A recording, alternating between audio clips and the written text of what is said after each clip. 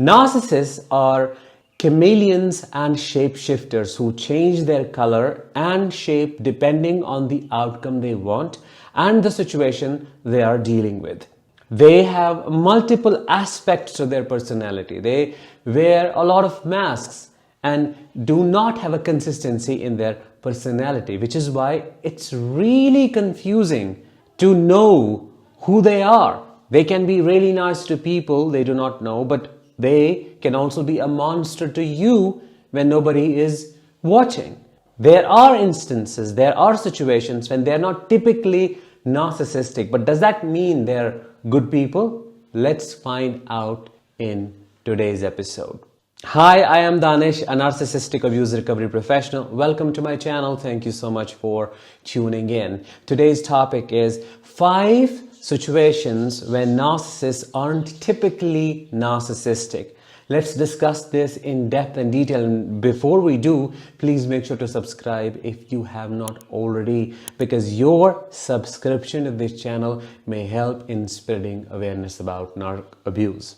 Number 1, when they are sick or are diagnosed with a terminal illness. You will notice a sudden change in their behavior when they fall ill, when they need you, when they need somebody to be there for them, to depend on, to meet their needs, to take them to the doctor's office, to get them medicines, and to do all the things you would do for somebody who is ailing, who is trying to recover. But as soon as they get better, they're back on track, abusing and destroying people. During this period, they'll mellow down. They'll become the nicest version of themselves. Oh, they'll talk sweetly to you. They'll help and they'll look at you like a puppy. I don't have anybody except you. Please don't leave me alone. Those are the things you would get to hear from them. This character and personality change might make you think, oh, probably this sickness has finally broken them. They are now healed. Probably they recognize how temporary their life is and anything could happen to them. They need others and they need to behave nicely. No, that is a false hope. This is a predator who knows how to change their demeanor only to get what they want, which is your care, concern, empathy, kindness, and sympathy for them. If they do not behave this way, then who will take care of them? If they're arrogant, if they're grandiose, and if they rage all the time, nobody would want to be around them. They'll be abandoned. The narcissist does not want that to happen. Number 2, at religious, social, medical, mental institutions. Whenever there is a crisis, you will find a narcissist or two lending their helping hand to make the situation better. These predators want recognition from others, which is why they will donate a lot of money. They'll act all altruistic. They'll be communal. They will be the most social person or socially invested person you have ever known of. They will donate everything they can. They'll go from door to door, arrange funds, run campaigns. You think it, they do it. But behind that facade lies a very clever strategy to garner collective supply. By doing all these things, they deeply embed themselves in the fabric of these institutions to present a flawless image, to make it seem like they're the cornerstone of goodness and morality, which is far, far, far from truth. Number 3, and the most obvious one, they want something from you. When a narcissist starts acting nicely, take that in as a big red flag. They can't be nice for no purpose. Everything is transactional for them. They're after something really big. That can be money, that can be your attention, that can be sexual fuel, anything. Or they may be preventing you from leaving the relationship or from exposing them or finding out that they have cheated on you. The possibilities here are endless, but the fact is one. They're not actually nice. They follow the script. They know by being this way, by behaving this way, they will be able to evade your defenses. They will be able to shut them down, and they'll be able to breadcrumb you enough to make you fall in love with them again. Whenever they turn their charm on, it's an attempt to sway you and to make you give them what they want in return of shallow affection.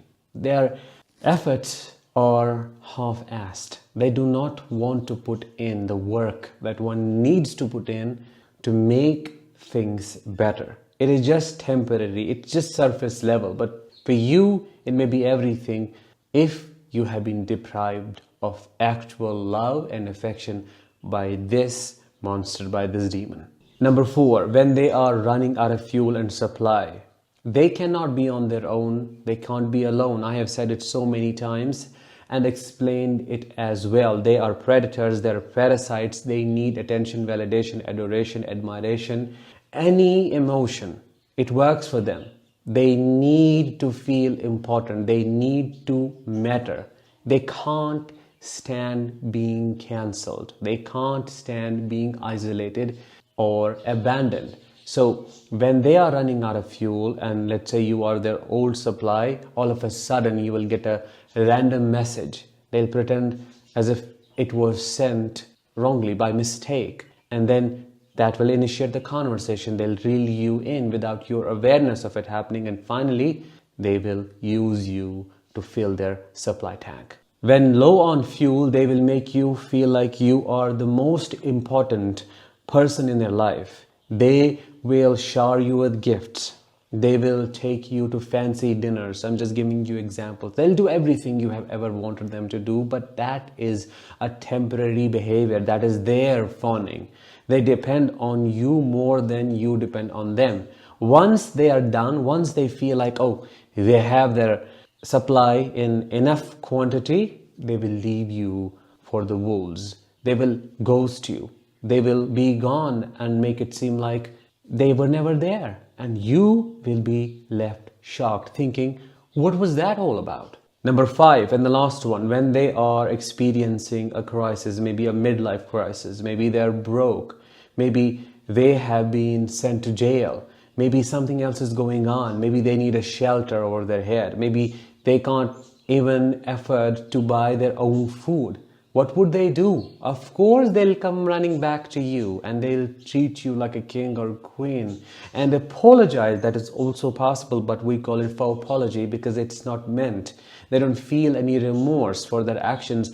It is nothing but following the script. Remember that. They always follow what they are supposed to do in a moment, and they know what the outcome would be. So that is their motivation. So they'll come running back to you, beg you to accept them, beg you to give them money, and promise you a future filled with hope. Oh, I'll return that to you. I'll always remember this, but for nothing.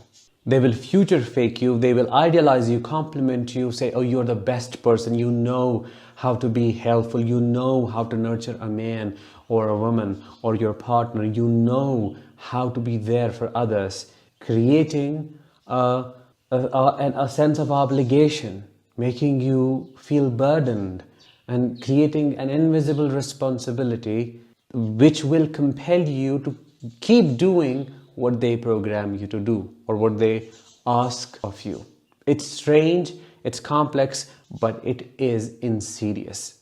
That was it for 5th point and for today's episode. I hope you found it insightful. If you did, let me know in the comments. Let's bring this episode to an end. Thank you so much for tuning in. I'll talk to you in the next one. Until then, as always, let the healing begin and continue.